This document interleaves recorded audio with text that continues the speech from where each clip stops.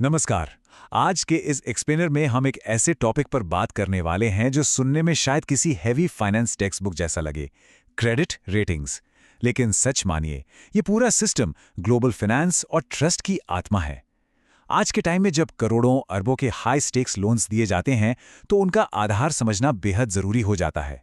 चलिए बिना देरी किए इसकी शुरुआत करते हैं। सोचिए जरा, अगर किसी दोस्त या परिचित को थोड़े पैसे उधार देने हों तो कोई ज्यादा नहीं सोचता है ना।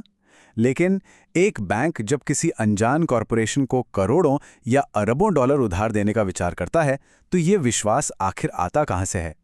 किसी भी लेंडिंग संस्था के लिए ये एक बहुत बड़ी चुनौती होती है, और इसी का समाधान इस एनालिसिस में तलाशा जाएगा।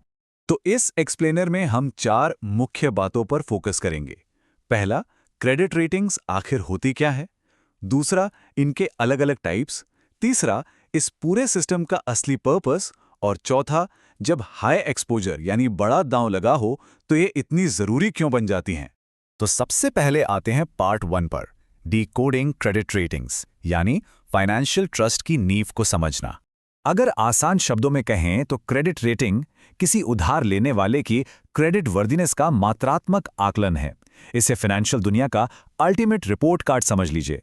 जैसे स्कूल में ग्रेड्स मिलते थे, बिल्कुल वैसे ही ये हिस्टोरिकल डेटा, पिछले कर्ज और फाइनेंशियल स्टेटमेंट्स का यूज करके एक तरह की भविष्यवाणी करती है कि बोरोवर समय पर अपना लोन चुका पाएगा या फिर डिफॉल्ट कर देगा। अब यहाँ एक बड़ा कंफ्यूजन क्लियर करना बहुत जरूरी है। हम आम तौर पर क्रेडिट स्कोर सुनते हैं, जो इंडिविजुअल लोगों के लिए होता है एक न्यूमेरिकल स्कोर 300 से 850 के बीच। लेकिन क्रेडिट रेटिंग ये बड़ी बड़ी कंपनीज और सरकारों का एक्सपर्ट एनालिसिस होता है, और इसे नंबर्स में नहीं बल्कि AAA, B या D जैसे लेटर ग्रेड्स में दिया जाता है। दोनों का बेसिक पर्पस भरोसा मापना ही है, पर इनका स्केल और दायरा बिल्कुल अलग होता है। आगे बढ़ते हैं पार्ट 2 की तरफ, types of credit ratings, personal finance से लेकर देश के उधार तक। इन प्रोफेशनल इवैल्यूएशंस का दायरा सच में काफी विशाल है। प्राइवेट कंपनीज द्वारा जारी किए गए बॉन्ड्स के लिए कॉर्पोरेट रेटिंग्स होती हैं। किसी देश की सेंट्रल गवर्नमेंट के लिए सॉवरेन रेटिंग्स काम आती हैं, जो फॉरेन इन्वेस्टर्स के लिए बेहद जरूरी होती हैं। उसी तरह लोकल म्यूनिसिपैलिटीज के लिए म्यूनिसिपल रेटिंग्स और मॉर्गेज बैक्ड सिक्योरिटीज जैसे कॉम्प्लेक्स पूल्स के लिए स्ट्रक्चर्ड फाइनेंस रेटिंग्स होती हैं। मतलब ग्लोबल इकोनॉमी का शायद ही कोई हिस्सा इनसे छूटा हो। अब इन सभी कैटेगरीज को ब्रॉडली 2 मुख्य हिस्सों में बांटा जाता है। एक तरफ है इन्वेस्टमेंट ग्रेड, यानी वो भरोसेमंद संस्थाएं जहां रिस्क बहुत कम है और इसलिए इंटरेस्ट रेट भी लो लगता है। दूसरी तरफ आती है स्पेक्युलेटिव ग्रेड, जिन्हें आम बोलचाल में जंक बॉन्ड्स भी कहा जाता है। यहां डिफॉल्ट होने का रिस्क बहुत ज्यादा होता है, इसलिए उधार देने वाले हाई इंटरेस्ट रेट मांगते हैं। ये ग्रेड्स निवेशकों के लिए एक क्लियर रेड या ग्रीन सिग्नल की तरह काम करते हैं। अब देखते हैं part 3, the purpose of ratings. आखिर इस कॉम्प्लेक्स सिस्टम की मूल उपयोगिता क्या है। ये पूरी प्रक्रिया बेहद रिगरस और साइंटिफिक होती है। हवा में तीर बिल्कुल नहीं चलाए जाते। सबसे पहले ईश्वर खुद रेटिंग की रिक्वेस्ट डालता है, फिर एक्सपर्ट्स की एक टीम रॉ फाइनेंशियल डेटा का डीपली एनालिसिस करती है। उसके बाद एक रेटिंग कमेटी वोट करती है और तब जाकर एक ऑफिशियल ग्रेड असाइन किया जाता है। और बात यहीं खत्म नहीं होती, इसकी लगातार निगरानी भी की जाती है। और इन सब का सबसे बड़ा असर पड़ता है इस एक सिंपल इक्वेशन पर। ध्यान दीजिएगा, एक हाई क्रेडिट रेटिंग से लेंडर्स को स्ट्रांग भरोसा मिलता है, जिसका असर सस्ते लोन यानी लो इंटरेस्ट रेट के रूप में दिखता है। इसके ठीक विपरीत लो क्रेडिट रेटिंग का मतलब है हाई रिस्क, जिसे कॉम्पनसेट करने के लिए हाई इंटरेस्ट रेट वसूला जाता है। ये एक अकेला फॉर्मूला किसी भी बिजनेस की ग्रोथ और कॉस्ट ऑफ कैपिटल को सीधे तौर पर कंट्रोल करता है।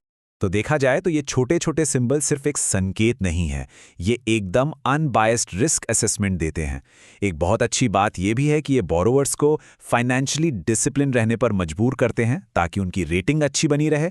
साथ ही ये सेकेंडरी मार्केट्स में ट्रेडिंग को आसान बनाते हैं और रेगुलेटरी पॉलिसी तैयार करने में एक मार्गदर्शक का काम करते हैं। चलिए आते हैं अपने आखिरी और सबसे अहम पार्ट पर, हाई एक्सपोजर हाई स्टेक्स। बड़ी पूंजी को एक्सपर्ट वैलिडेशन की आवश्यकता क्यों होती है। जब करोड़ों अरबों का दाव लगा हो तो सिर्फ एक गट फीलिंग या बेसिक बैलेंस शीट देखकर काम नहीं चलता। एक डेटा ड्रिवन शील्ड की सख्त आवश्यकता होती है, क्योंकि कोई भी आम निवेशक या बड़ी संस्था अकेले किसी ग्लोबल कॉरपोरेशन का इंडिपेंडेंट ऑडिट नहीं कर सकती। उसमें समय और रिसोर्सेज की भारी कमी होती है। अक्रेडिटेड एक्सपर्ट्स द्वारा की गई ये कंटिन्यूअस मॉनिटरिंग ही अचानक आने वाली सीवियर मार्केट वॉलेटिलिटी और इंस्टीट्यूशनल डिफॉल्ट से सबको बचाती है। अब इस डेटा पॉइंट पर गौर कीजिए, ये सच में हैरान करने वाला है। पूरा ग्लोबल ट्रस्ट मार्केट आखिर कितना कॉन्सेंट्रेटेड है? सिर्फ 3 एजेंसीज, जिन्हें द बिग 3 कहा जाता है, मूडीज, S&P और फिच रेटिंग्स, मिलकर पूरे ग्लोबल रेटिंग्स बिजनेस का करीब 95% हिस्सा कंट्रोल करती हैं। पूरा विश्व अपने बड़े आर्थिक डिसीजंस के लिए इन्हीं पर निर्भर है। बिना किसी शक के इन स्पेशलाइज्ड इंस्टीट्यूशंस की मौजूदगी इस फाइनेंशियल इकोसिस्टम का एब्सोल्यूट बेडरॉक बन चुकी हैं। ये एजेंसीज एक तरह से इन्वेस्टमेंट कैपिटल के लिए अल्टीमेट गेटकीपर्स हैं। इनके इंडिपेंडेंट आकलन के बिना इतने अलग-अलग आर्थिक विकल्पों के रिस्क को समझना लगभग असंभव होगा। इस एक्सप्लेनर को खत्म करने से पहले एक गहरे प्रश्न पर सोचते हैं। अगर किसी पूरे देश की सॉवरेन रेटिंग अचानक डाउनग्रेड हो जाए तो उसका असर हमारे पड़ोस वाले लोकल बैंक के डेली इंटरेस्ट रेट्स पर सीक्रेटली कैसे पड़ता होगा, है ना सोचने वाली बात। ये इस बात का प्रतीक है कि आर्थिक दुनिया की ये इनविजिबल फोर्सेस रोजमर्रा की फाइनेंशियल लाइफ को कितनी गहराई से कंट्रोल करती हैं। इस चर्चा में जुड़ने के लिए बहुत बहुत शुक्रिया। उम्मीद है अब आप क्रेडिट रेटिंग्स के इस कॉम्प्लेक्स जाल को बेहतर समझ गए होंगे।